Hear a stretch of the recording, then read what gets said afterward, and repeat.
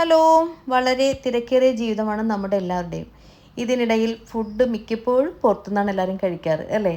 തിരക്ക് പിടിച്ച ജീവിതത്തിൽ നമ്മൾ പറയുന്നൊരു എക്സ്ക്യൂസാണ് എണീക്കാൻ വൈകിപ്പോയി, കുക്ക് ചെയ്യാൻ പറ്റിയില്ല, അങ്ങനെ ഒരുപാട് എക്സ്ക്യൂസുകൾ പറയും. ആ ഒരു എക്സ്ക്യൂസിന് വേണ്ടിയിട്ടുള്ളൊരു ചെറിയൊരു ടിപ്പാണ് ഇവിടെ കാണിക്കുന്ന ഈ ഒരു വീഡിയോ.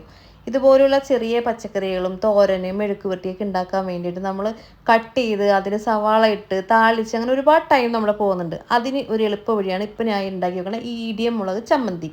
ഇതെന്ന് വെച്ചാൽ ഉള്ളി, ഇടിയം മുളക്, കുറച്ച് ജീരകം, ഒരു കഷ്ണം ഇഞ്ചി, വെളിച്ചെണ്ണ എല്ലാം കൂടി മൂപ്പിച്ച് നമ്മളിതൊരു ഭരണിയിലാക്കി വെക്കുന്നു. എളുപ്പ വഴിയാണ്. ഒരു സ്പൂണ് മതി നമുക്കൊരു മെഴുക്കുവരട്ടിയോ ഒരു തോരനോ നമുക്ക് ഉണ്ടാക്കാൻ വേണ്ടിയിട്ട്.